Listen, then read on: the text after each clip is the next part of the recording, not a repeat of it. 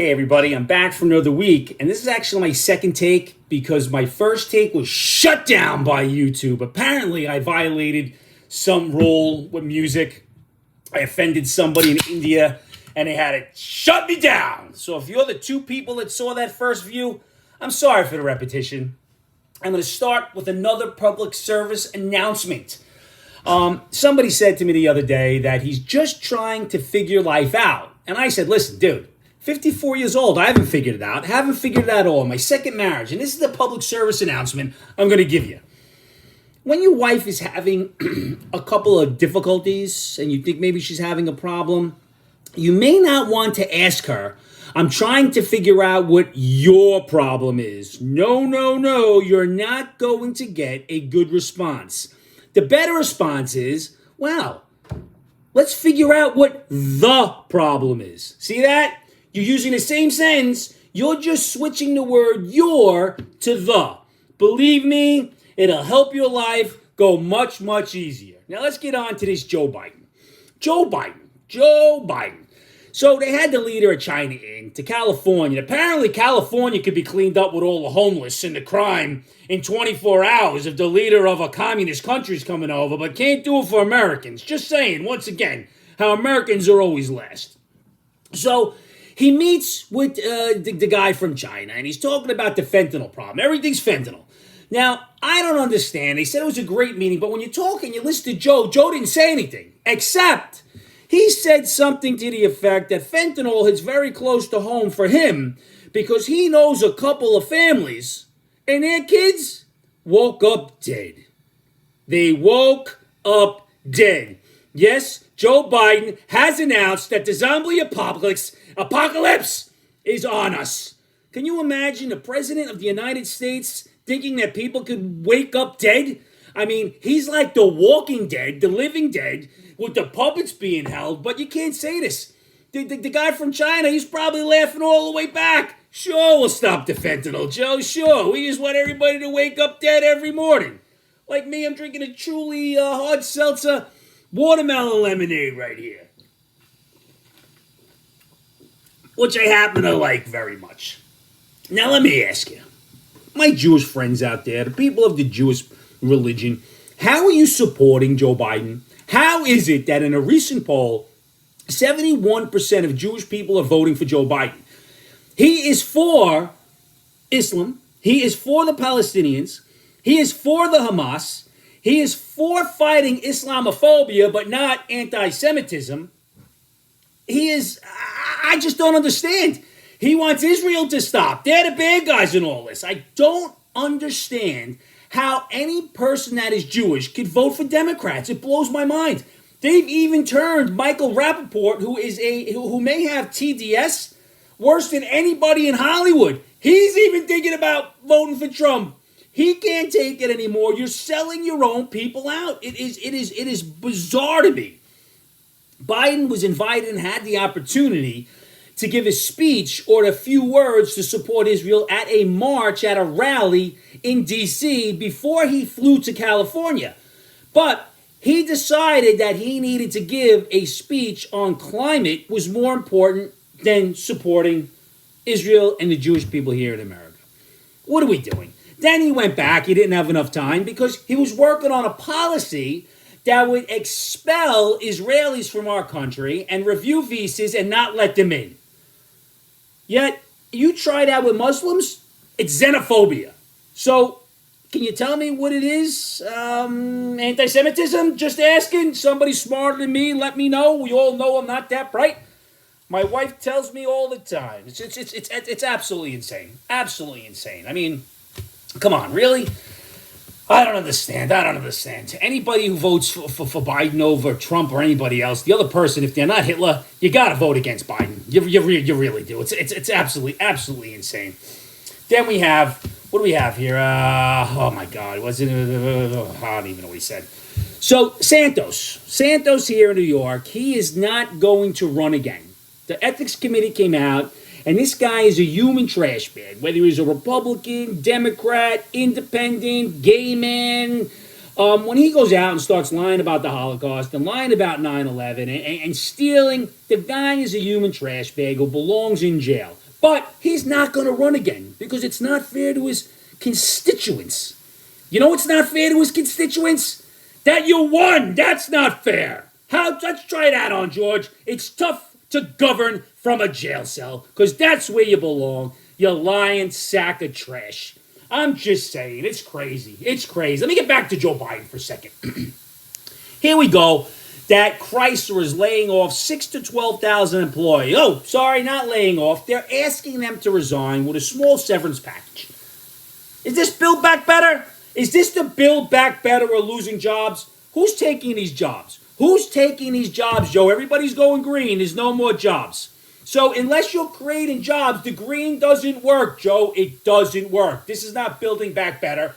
This is Building Back by Biden, which is worse. The whole thing, I talked about the trickle economics last week, the Bidenomics, whatever it is. It just affects me at home and gets me irritated and gets everybody here angry at me, which really doesn't take a lot because I'm always going off the deep end. I can't really figure it out myself. You know, and then we have here. Oh, Eric Adams, New York. Eric Adams has an immigration problem. So out at Floyd Aviation Center, they built some housing for the immigrants. The immigrants don't like it. It does not meet their needs. They were running around with a sign that said, no one can deprive their neighbors of their rights. I have to tell you something, immigrants. You're not my neighbor. You're the neighboring country. Great idea. Let's use our tax dollars, put them on a bus, put them on a plane, get them back to where they go, and problem solved. You don't like that you're getting free food, free healthcare, free housing. Doesn't meet your needs. I don't think your needs were being met in your home country or you wouldn't have marched on over here except for free shit. I'm just saying that's just how it is. Just how it is. And this whole thing, these protesters, everybody's protesting. They're all for Palestine. All for, let's protest for Palestine. Why don't you go to Palestine and protest? We'll see how long that protest lasts because you're not going to last 5 minutes. You and your LGBTQ alphabet soup group, you're not going to last over there. But what I thought was funny this week, over in Michigan, some white folks got together. Like Pete called his buddy John and said, hey, John, can you get Betty and Alice and Susan and Paul? And we're going to go protest at the president's house. The president was the president of the University of Michigan. College students protested at the University of Michigan at the president's office and house for what's going on in Palestine. Can anybody explain to me what the hell the president of the University of Michigan is going to do for this? What is exactly his role? Can somebody tell me? So what happens that all these fools should be expelled? They should be thrown out of school. I don't care about their First Amendment. Get out of here, you morons. We have a whole generation that's learning in college that there's no consequence for anything you do. They're all keyboard cowboys. Mike Tyson said it once. These people wouldn't be so tough if they just took a punch in the face. Back in the day, like my generation, you go, you get an altercation, you get punched in the face, we go out, have a beer, have some Carvel, and that'll be it. We sleep nicely and laugh about it the next day. But that is a direct consequence of the actions. It's absolutely insane. I had to tell you something. There is some normalcy returning to Miss Universe. Miss Universe was won by a female, a biological female with a real set of boobs and a real stuff, everything else. She was a woman, beautiful, smart, talented. She won the contest.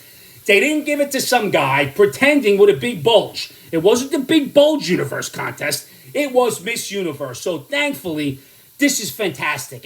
And why should it be news? Why should the headline be biological female wins Miss Universe? Shouldn't this be normal? I mean, what are we doing? What are we doing here? Oh my God, it's absolutely insane. Somebody challenged me to not drink alcohol for a month. So as I was laughing my whiskey out of my mouth, I declined. Why would I do something that stupid? And why would you make that challenge to me? I really don't care. I really don't care. But let's get back to the trans stuff and who you are. Kim Kardashian won GQ's Man of the Year. Kim Kardashian. Last time I checked, she was full out woman. They said it was her work with the NBA and her clothing line. Her work with the NBA. I don't think there's many NBA players she hasn't been able to fool around with. Let's just call it like it is. First of all, she's not pretending to be a man. She is who she is. She's packing whatever she had. She's proud of her curves. She is a woman's woman, living the dream on our stupidity. God bless her. She always is who she is. She's never pretended to be anything else. But how is she man of the year? How is she man of the year? I mean, I'm sure she could have been woman of the year for a couple of basketball teams. Just saying. But man of the year for GQ? Come on. Come on already. Enough with it. Enough with it. Oh, my God. Now, listen, I'm going to tell you something. Last week, I spoke about the survey that said 98% of men will not have relations with the transgender woman. I don't blame him. It's not the transgender, it's the penis. But I saw this guy the other day. He was wearing skinny jeans rolled up with holes in the knees and a tight shirt, and he was with a woman. I think he may be the 2%. That may be you. I think I found part of the 2%. So if you're wearing skinny jeans, rolling them up, put holes in them, and you're with a very interesting looking partner, you may be the guy. And you may want to do some self-exploration. Just saying, get yourself some help. Get yourself some help.